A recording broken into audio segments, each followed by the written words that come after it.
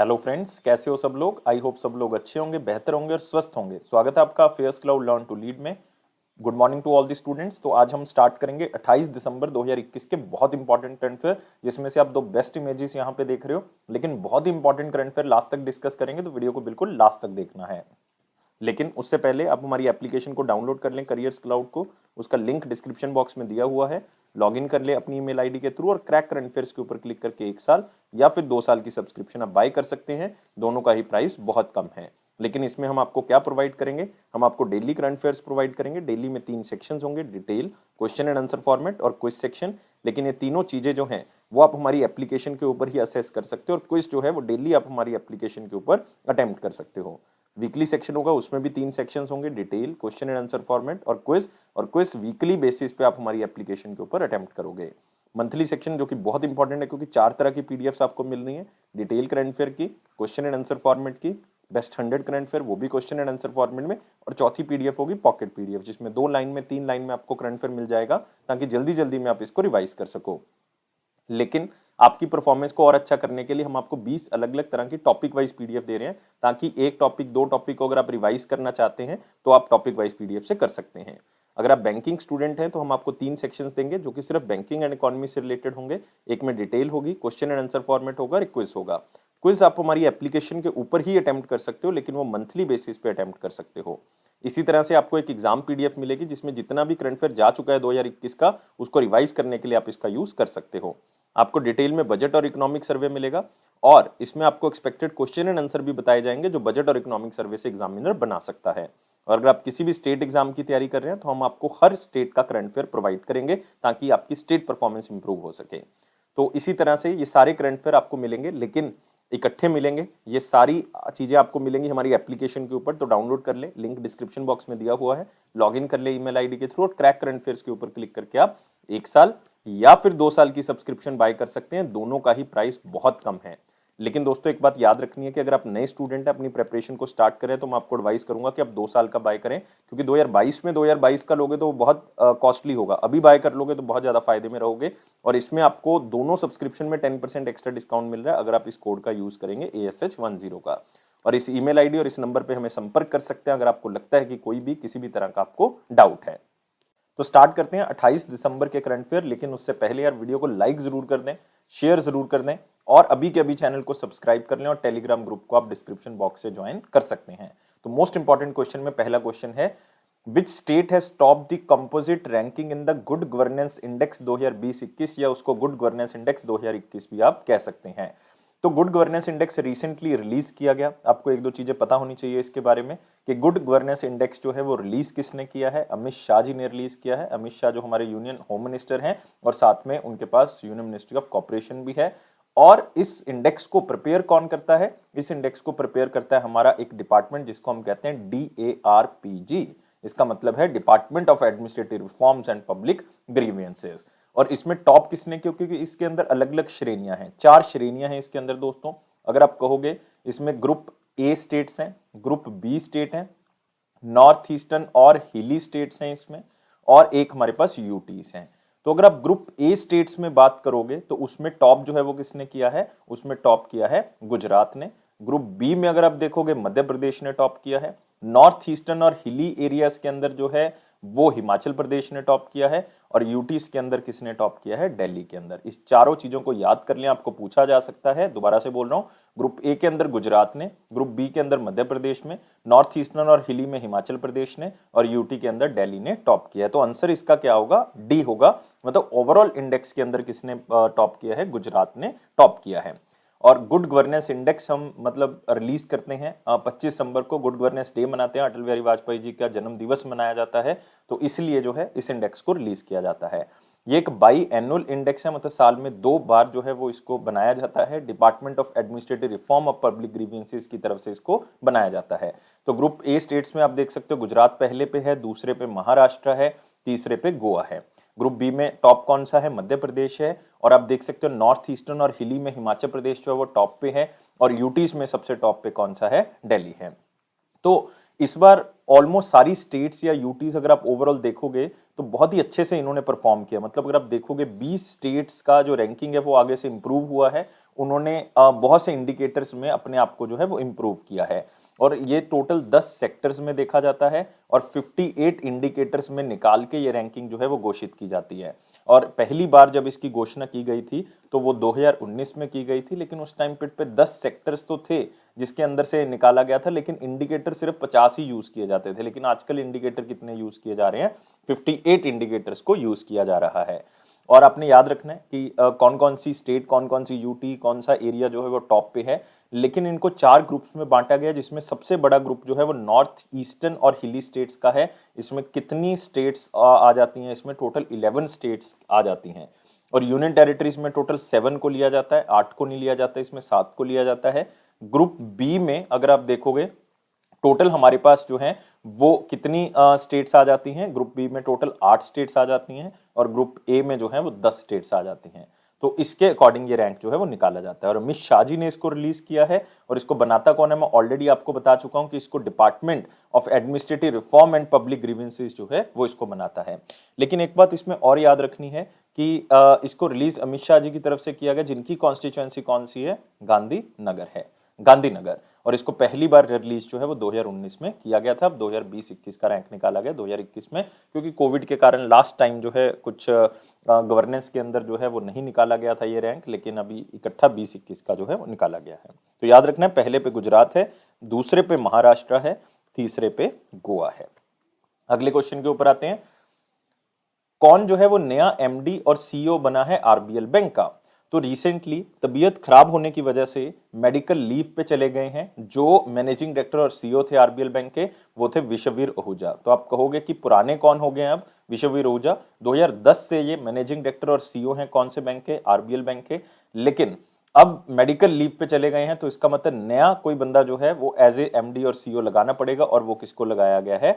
राजीव आहूजा को लगाया गया है। तो आंसर क्या होगा इसका? डी होगा। राजीव आहूजा कौन है? ये एग्जीक्यूटिव डायरेक्टर हैं आरबीएल बैंक के। तो इनको टेम्परेरी चार्ज आप कह सकते हो, या टेम्परेरी तौर पे इनको अपॉइंट किया गया है एज ए मैनेजिंग डायरेक्टर और सीईओ आरबीएल बैंक का।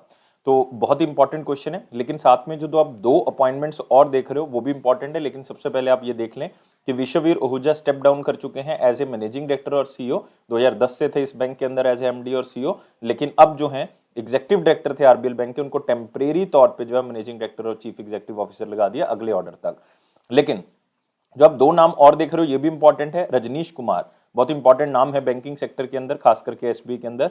ये रिसेंटली चेयरमैन बनाए गए हैं एक बोर्ड के, और वो बोर्ड किसका है? वो बोर्ड है भारत पे का। याद रखना है, भारत पे का एक बोर्ड है, आप कह सकते हो बोर्ड ऑफ डायरेक्टर्स का आप कह सकते हो, जो कि उसके चेयरमैन कौन लगाए गए? रजनीश कुमार। ऐसी सज्जन जिंदल जिंदल ग्रुप के एक बहुत ही फेमस पर्सनैलिटी हैं, इनको चेयरमैन लगाया गया है कहाँ का? वर्ल्ड स्टील एसोसिएशन का, world steel association.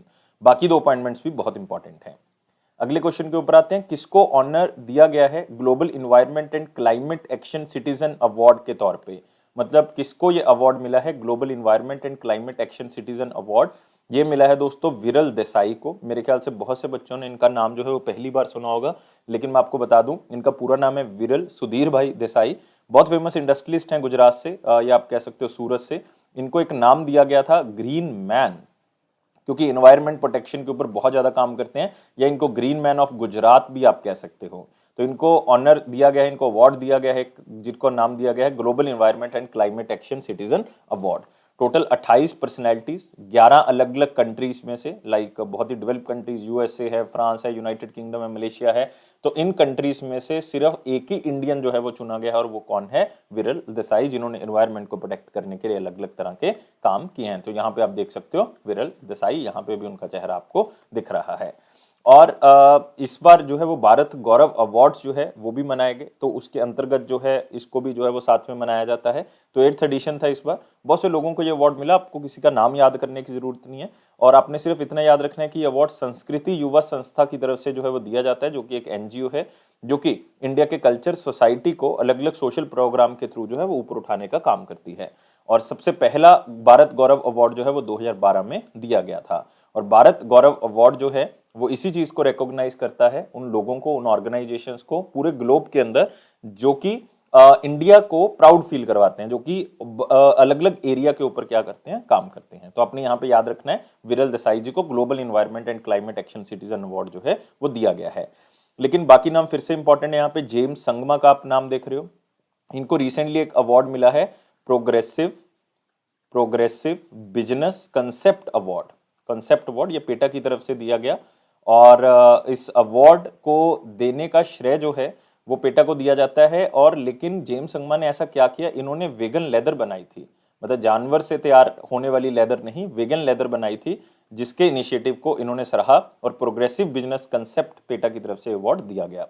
Next doctor Basant Kumar Mishra, इनको अवार्ड मिला है international life time achievement award 2021 आप कह सकते हो। और ये अवार्ड न्यूरो सर्जरी के अंदर मिला है, बहुत ही अच्छे से काम करने के लिए, और ये American association of neurological surgeon ने दिया है। नमिता गोखले बहुत ही फेमस राइटर हैं दोस्तों ये, और इनको मिला है 7th यामिन हजारिका पुरस्कार, Yamin Hazarika women of substance पुरस्कार मिला है, और बहुत ही फेमस राइटर हैं, इसलिए इनको ये अवार्ड मिला है। तो बाकी 3 अवार्ड भी जो बहुत फेमस हैं।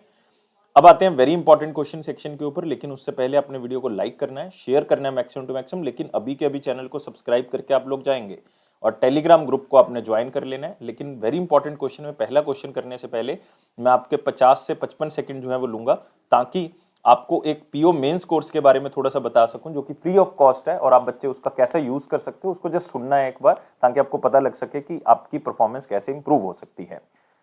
जैसा कि आप लोगों को पता है कि हम already IBPS PO exam course जो वो स्टार्ट कर चुके हैं। 25 डेज का ये प्रोग्राम हमने 13 दिसंबर को इसको लॉन्च किया था, 14 जनवरी को ये खत्म हो जाएगा, मतलब ऑलमोस्ट 1 महीने का वैसे, लेकिन अगर काउंट करोगे तो ये 25 दिन का जो है प्रोग्राम बनेगा। क्यों 25 दिन का? क्योंकि इसमें मंडे टू फ्राइडे ही हम आपको क्विज जो है वो प्रोवाइड करेंगे। इसमें सिर्फ क्विज होंगे जो कि आपको हर दिन प्रोवाइड किए जाएंगे मंडे टू फ्राइडे। 70 क्वेश्चन रोज प्रोवाइड किए जाएंगे, जिसमें 20 क्वेश्चन मैथ के होंगे, मतलब क्वांट के होंगे, 20 क्वेश्चन जो है वो रीजनिंग के होंगे, 30 क्वेश्चन जो है वो बैंकिंग एंड जनरल अवेयरनेस के होंगे। तो आप देख सकते हो इस तरह का ये क्विज होगा। आप इसको रोज अटेम्प्ट कर सकते हो, जरूरी नहीं कि आज का क्विज आज ही अटेम्प्ट करना है, कोई लिमिट नहीं है, आप कभी भी उसको अटेम्प्ट कर सकते हो। लेकिन इसको अटेम्प्ट करने के लिए आपको हमारी एप्लीकेशन को डाउनलोड करना पड़ेगा। करियर्स क्लाउड एप्लीकेशन को डाउनलोड कर लें, उसका डिस्क्रिप्शन बॉक्स में लिंक जो है वो दिया हुआ है। तो कोई लिमिट नहीं है, कभी भी करें और अपना IBPS पीओ एग्जाम क्रैक करें, प्रैक्टिस करें मैक्सिमम टू मैक्सिमम। तो स्टार्ट करते हैं वेरी इंपॉर्टेंट क्वेश्चन सेक्शन का क्वेश्चन।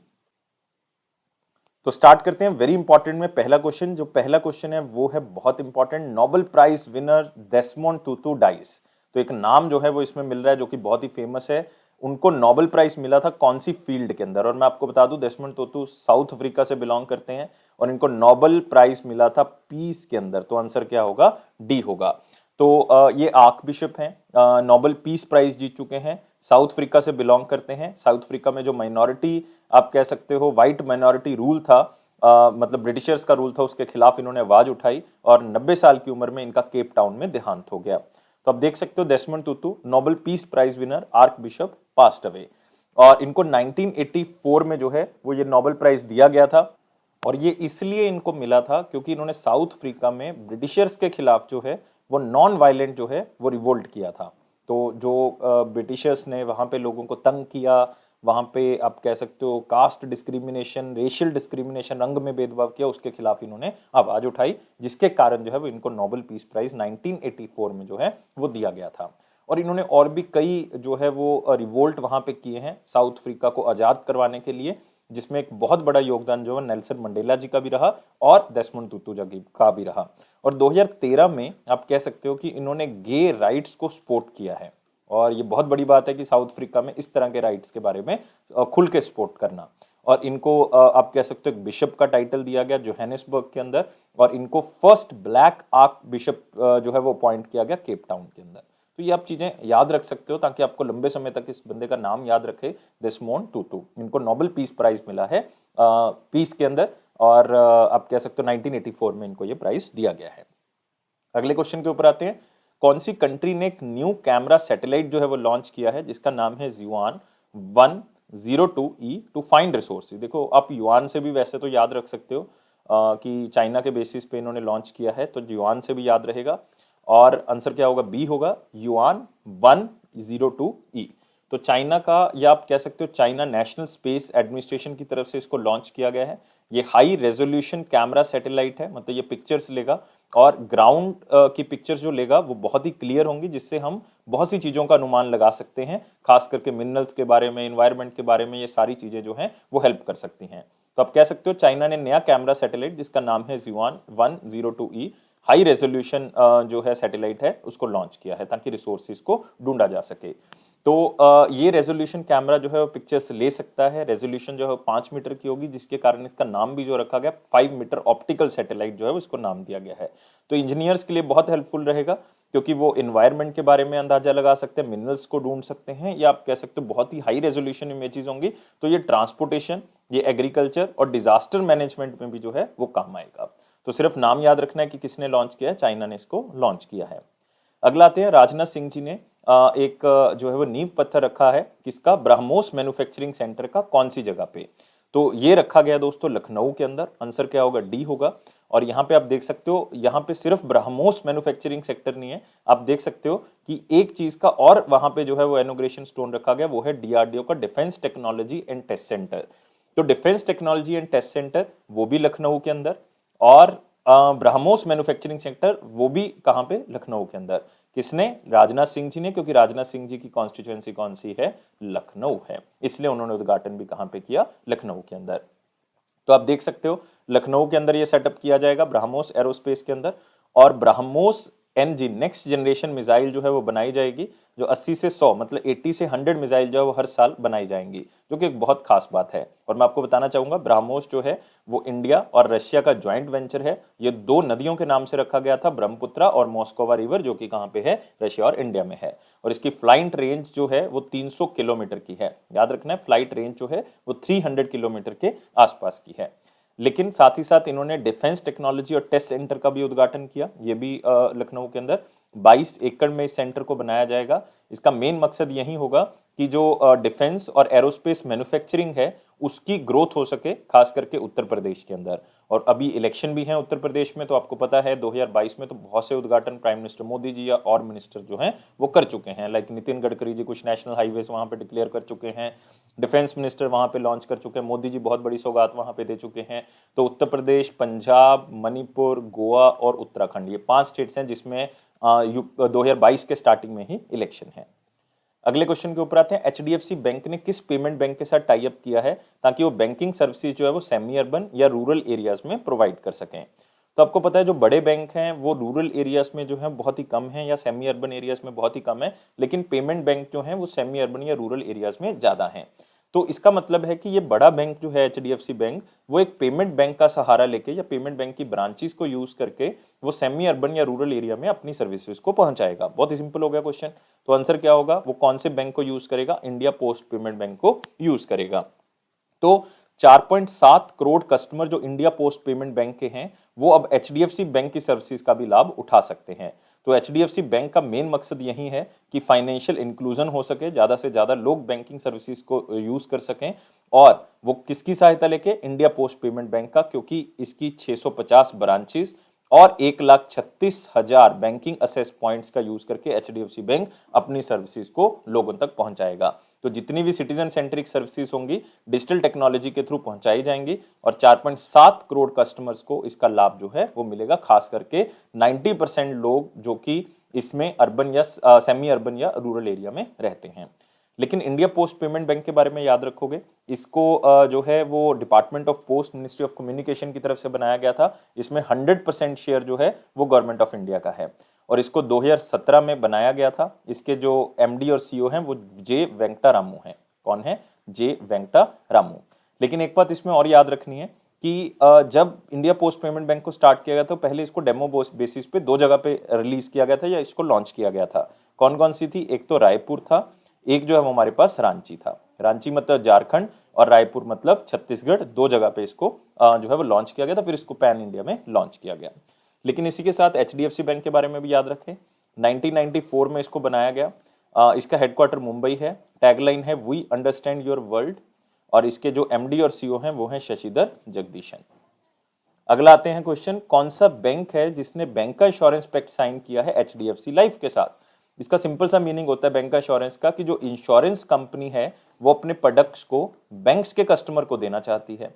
और ये बैंक कौन सा है? साउथ इंडियन बैंक है। तो साउथ इंडियन बैंक के कस्टमर्स को एचडीएफसी लाइफ के जो भी लाइक वो इंश्योरेंस प्रोडक्ट्स प्रोवाइड करेंगे वो सुविधा जो है वो उनको यहाँ पे मिल जाएगी। तो एक बैंक का insurance pact South Indian bank के साथ बन चुका है।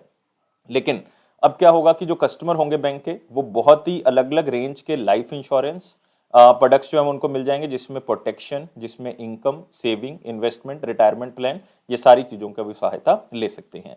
एचडीएफसी लाइफ के बारे में याद रखेंगे। एमडी और सीईओ कौन है इनकी? विभा पदलाकर हैं, विभा पदलाकर। और इनका हेडक्वार्टर कहां पे है? मुंबई। साउथ इंडियन बैंक का हेडक्वार्टर याद रखें, पूछा जा सकता है, केरला के अंदर है। इसकी मैनेजिंग डायरेक्टर और सीईओ कौन है? मुरली रामाकृष्णन। मुरली रामाकृष्णन, बहुत ही अच्छा नाम है, आप देख सकते हो, मुरली रामाकृष्णन, राम कृष्ण मुरली, याद रख सकते हो।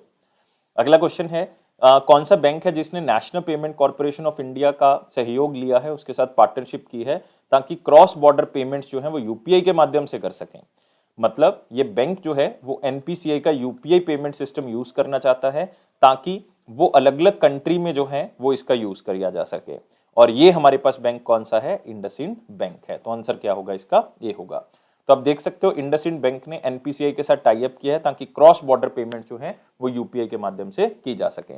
और इस इनिशिएटिव से होगा क्या कि इंडसइंड बैंक ऐसा पहला बैंक बन चुका है इंडिया का जो कि क्रॉस बॉर्डर पेमेंट्स करेगा यूपीआई के थ्रू किसी और बैंक के साथ या किसी और पेमेंट नेटवर्क के साथ टाई अप करके।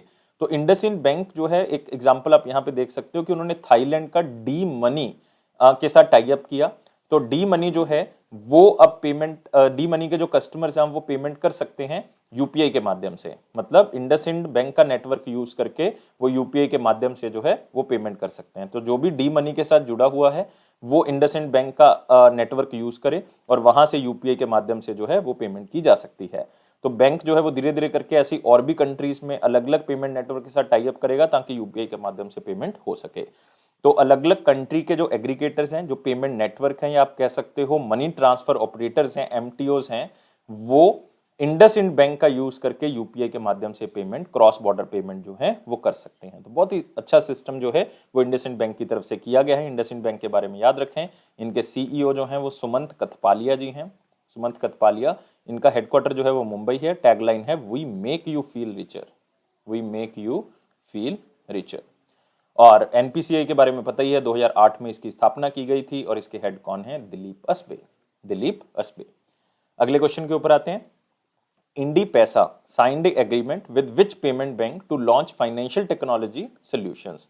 तो इंडी पैसा जो है वो कुछ टेक्नोलॉजी, फाइनेंशियल टेक्नोलॉजी प्रोवाइड करेगा इस पेमेंट बैंक को ताकि एमएसएमईज को, या आप कह सकते हो स्मॉल और मीडियम साइज या मिड साइज्ड एंटरप्राइजेस हैं, उन तक जो है वो सारी सुविधाएं जो है पहुंचाई जा सकें। और ये हमारे पास पेमेंट बैंक कौन सा है? NSDL payment bank. तो आंसर क्या होगा? बी होगा। और टारगेट होगा कि 63 million small and mid size enterprises को इसका बेनिफिट जो है वो मिल सके।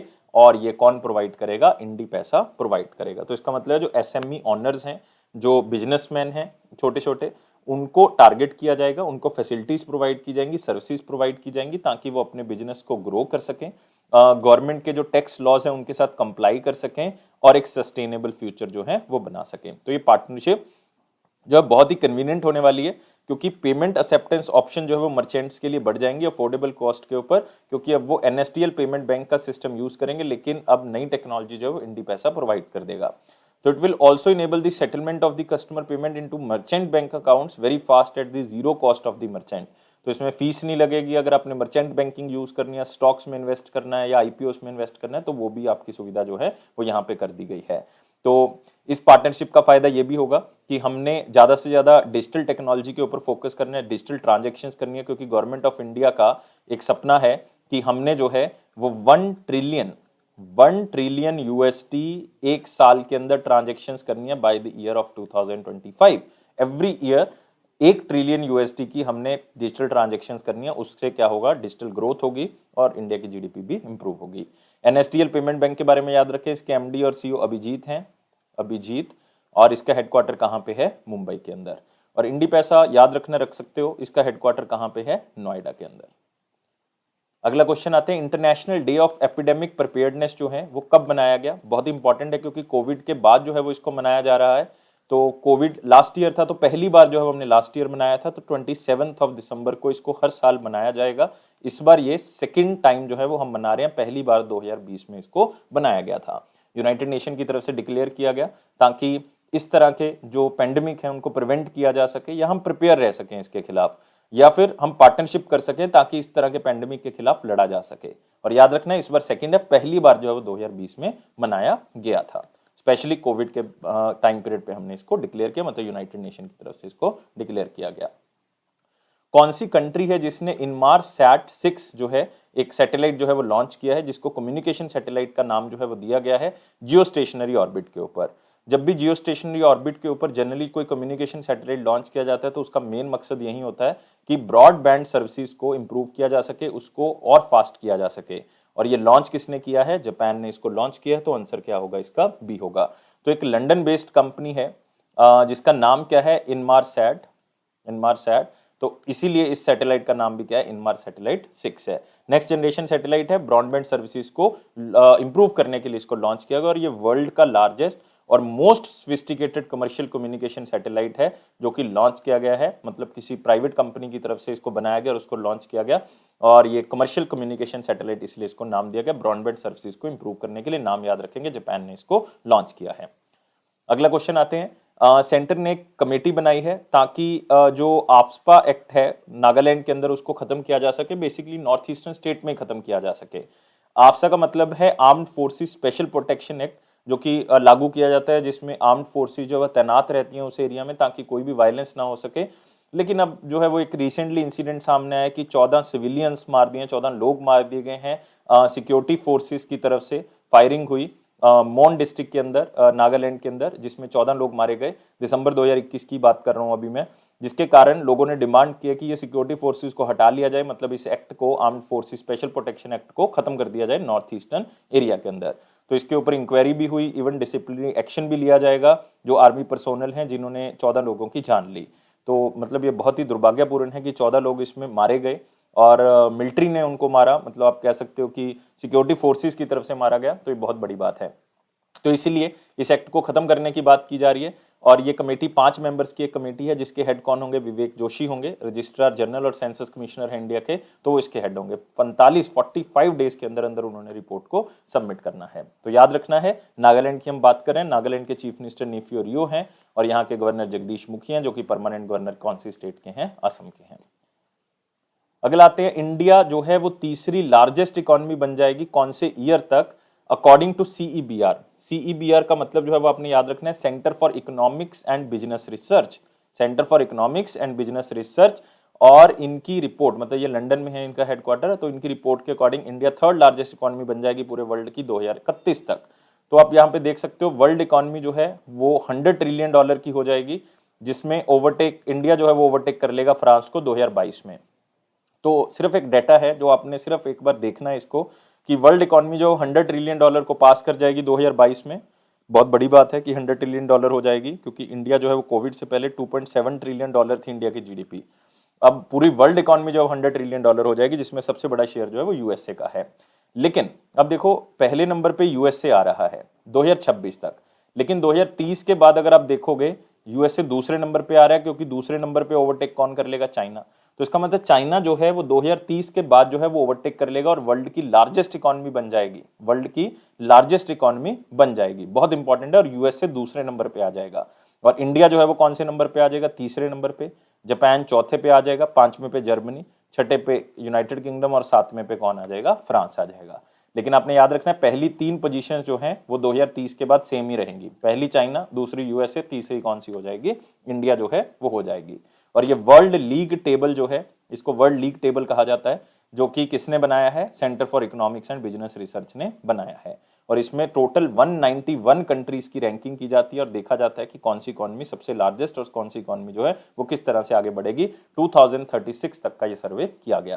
किसने किया है? Centre for economics and business report, जो कि लंदन यूनाइटेड किंगडम में इसका हेडक्वार्टर है।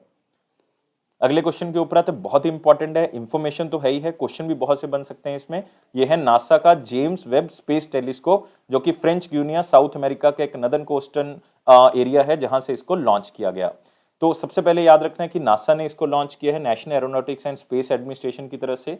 ये एक इंफ्रारेड, याद रखना है, इंफ्रारेड टेलीस्कोप है जिसको साउथ अमेरिका का north eastern coast French Guiana से जो है वो लॉन्च किया गया। और याद रखना है कि ये जो आप सैटेलाइट का नाम देख रहे हो यहाँ पे, जेम्स वेब स्पेस टेलीस्कोप, ये जो है वो नासा का लार्जेस्ट और most powerful space science telescope है जो कि बनाया गया है। याद रखना है, largest and most powerful telescope. इसका नाम जो है वो जेम्स एडविन वेब के नाम से रखा गया, जो कि अपोलो मून प्रोग्राम के भी आर्किटेक्ट रह चुके हैं।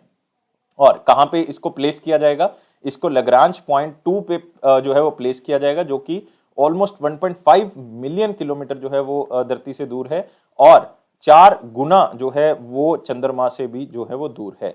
और इसको 6 महीने लगेंगे वहां पे सेटल होने में, और 5 से 15 साल जो है वो इसका मिशन स्पैन रहेगा, मतलब जिस काम के लिए इसको भेजा गया है। तो इसका मेन काम जो है वो बेसिकली दोस्तों क्या होगा, इसका मेन काम होगा कि वहां पे देखना कि पहली गैलेक्सीज कौन सी थी, गैलेक्सीज कैसे बनी, क्लाउड्स कैसे बन रहे हैं, उनके अंदर झांकना, जो डस्ट क्लाउड्स वहां पे बने हुए हैं, प्लानिटरी सिस्टम को देखना कि किस तरह से प्लानिटरी सिस्टम जो है वो फॉर्म हुआ है, और किस तरह से जो है वो स्टार्स की फॉर्मेशन हुई है। खास करके 4 चीजों के ऊपर ये रोशनी डालेगा कि लाइट जो है वो पहली बार लाइट जो है वो कैसे आई, गैलेक्सीज का जो मेल जोल है वो कैसे हुआ, स्टार्स कैसे बने, और प्लानिटरी सिस्टम कैसा है। तो ये मतलब सारी चीजों की फॉर्मेशन कैसे हुई है, इसके बारे में ये रोशनी डालने में हेल्प करेगा।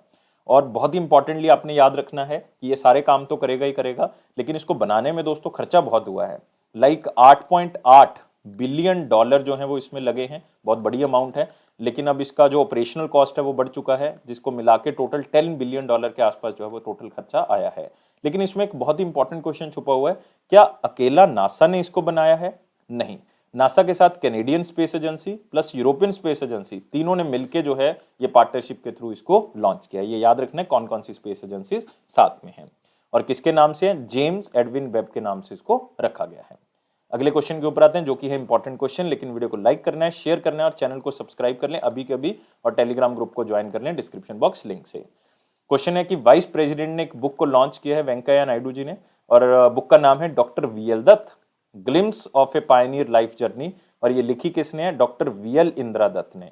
तो बहुत ही इंपॉर्टेंटली आपने इसको याद रखना है कि डॉक्टर वीएल इंदिरा दत्त ने इसको लिखा है, और इस बुक के अंदर जो है वो वीएल दत्त की जो लाइफ है उसके बारे में लिखा हुआ है। इसमें जो है वो आप कह सकते हो कि जितनी भी चीज़ें उनकी लाइफ के अंदर हुई हैं उसके बारे में एक्सपीरियंसेस लिखे हुए हैं। कौन थे वीएल दत्त? वीएल दत्त जो है वो एक बहुत ही फेमस एक ग्रुप है साउथ इंडिया के अंदर, जिसका नाम है केसीपी ग्रुप। केसीपी ग्रुप जो चेन्नई तमिलनाडु में है, उसके आप कह सकते हो चेयरमैन और मैनेजिंग डायरेक्टर रह चुके हैं। तो बहुत ही फेमस इंडस्ट्रियलिस्ट हैं, फिलंथ्रोपिस्ट हैं, विजनरी हैं, तो उनके बारे में ये बुक लिखी गई, और ये वेंकैया नायडू जो हमारे वाइस प्रेसिडेंट जी हैं उन्होंने इसको रिलीज किया। एक बार जस्ट इसको देख लें। नेक्स्ट आते हैं वन लाइनर इंपॉर्टेंट पॉइंट, जिसमें पहला पॉइंट है कि Nobel peace prize winner Desmond Tutu ji का देहांत हो गया। हम ऑलरेडी कर चुके हैं, साउथ अफ्रीका से बिलोंग करते थे, और पीस प्राइज इनको 1984 में दिया गया। चाइना ने नया कैमरा सैटेलाइट लॉन्च किया जुआन 102E, ताकि रिसोर्सेज को ढूंढा जा सके, क्योंकि ये बहुत ही अच्छी इमेजेस को वहां से भेजेगा जिसमें हम बहुत सी चीज़ों को टैकल कर सकते हैं, खास करके चाइना। फॉर्मर प्रेसिडेंट ग्रीस के, जिनका नाम क्या है, कारोलोस पापुओलियास, पास्ट अवे, उनका देहांत हो गया, 92 साल की उम्र में उनका देहांत हो गया। एज सच बहुत ही फेमस रहे हैं अपने टाइम पीरियड पे, क्योंकि ग्रीस के अंदर जब फाइनेंशियल क्राइसिस आया था, लाइक आप कह सकते हो कि 2010 में, तब यही प्रेसिडेंट थे। तो 2 बार प्रेसिडेंट रह चुके हैं, 2005 से लेके 10 तक और 2010 से लेके 15 तक, तो 10 साल लगातार। तो नेक्स्ट है एमडी और सीईओ आरबीएल बैंक के राजीव आहूजा बन गए। पहले विश्ववीर आहूजा थे, लेकिन उनका मेडिकल लीव ले लिया उन्होंने, तो जिसके कारण जो है राजीव आहूजा जो है वो बन चुके हैं। डीआरडीओ ने पारस डिफेंस और हैंडलिंग ओवर सिलेक्ट किया है, पारस डिफेंस को, ताकि वो टेक्नोलॉजी बॉर्डर सर्वेलेंस सिस्टम के अंदर हैंडल कर सकें। तो पारस डिफेंस ऑलरेडी जो है वो इन्वॉल्व है डिज़ाइन करने में, काफ़ी चीज़ों को डेवलप करने में, मैन्युफैक्चर करने में, टेस्ट करने में, जो भी डिफेंस और स्पेस के प्रोडक्ट्स हैं, बहुत ही इंपॉर्टेंट है। तो अगला है international day of epidemic preparedness, 23 दिसंबर को। हम ऑलरेडी इस क्वेश्चन को कवर कर चुके हैं कि दूसरी बार हम इसको मना रहे हैं। अब आते हैं क्वेश्चन 26 और 27 दिसंबर 2021 का। बहुत इंपॉर्टेंट क्वेश्चन था कि मर्चेंट बैंकिंग की जो एक्टिविटीज है इंडिया के अंदर, उसको कौन देखता है। तो बहुत ही सिंपल सा क्वेश्चन था, लेकिन इसको आम बैंक्स की तरह जो है वो आरबीआई नहीं देखता, तो ये तो आंसर नहीं हो सकता, आरबीआई तो आंसर नहीं होगा। तो आंसर हमारे पास क्या होगा, क्योंकि मर्चेंट बैंकिंग का मतलब है कि सिक्योरिटीज के अंदर ट्रेड करने की परमिशन, आईपीओ के अंदर ट्रेड करने की परमिशन आप कह सकते हो, या बिजनेस की वैल्यूएशन करनी है। तो इसका मतलब ये आरबीआई क्या, जो एक मास्टर सर्कुलर है जिसको पैरा बैंकिंग नॉर्म्स कहा जाता है, तो उसके अंतर्गत अगर कोई बैंक मर्चेंट बैंकिंग एक्टिविटीज करना चाहता है तो उसको अपनी एक अलग से सब्सिडरी बनानी पड़ेगी, उसकी आपको अपनी एक अलग से ऑर्गेनाइजेशन बनानी पड़ेगी जो कि सेबी के नॉर्म्स के अकॉर्डिंग होगा। तो आंसर क्या होगा, एक होगा। तो सेबी एक तरह से रेगुलेटिंग अथॉरिटी है मर्चेंट बैंकिंग इंडिया के अंदर, और जितनी भी एक्टिविटीज होंगी मर्चेंट बैंकिंग की वो सेबी रेगुलेट करेगा under the SEBI regulation act of 1992। और हेड कौन है, अजय त्यागी हैं इसके। अगले क्वेश्चन के ऊपर आते हैं। क्वेश्चन ऑफ द डे क्या कहता है, नाबार्ड को कब बनाया गया, national bank for agriculture and rural development. सब बच्चों को पता है कि 1982 में नाबार्ड की फॉर्मेशन हुई जब इंदिरा गांधी जी प्राइम मिनिस्टर थी, ताकि हम गरीबी को खत्म कर सके और बैंकिंग जो है वो रूरल एरिया तक पहुंचा सके। लेकिन कौन से दिन को हुई, एग्जैक्ट डेट आपने मुझे बतानी है, कमेंट बॉक्स में मैं वेट करूंगा आपके आंसर का। लेकिन वीडियो को लाइक करना है, शेयर करना है मैक्सिमम टू मैक्सिमम, और चैनल को अभी के अभी सब्सक्राइब कर देंगे और टेलीग्राम ग्रुप को ज्वाइन कर लें और इस बेल बटन को प्रेस कर दें ताकि नोटिफिकेशन ऑन टाइम आप तक पहुंच सके। या फेयर्स क्लाउड का प्रॉमिस है कि ये आपके कॉन्फिडेंस को जरूर बूस्ट करेगा। इसी तरह से आगे बढ़ते रहो और लाइफ को बहुत ज्यादा सीरियस नहीं लोगे, हमेशा खुश रहोगे, इसी तरह से मुस्कुराते रहोगे जिस तरह से ये स्माइली है। Thank you guys, take care and bye bye.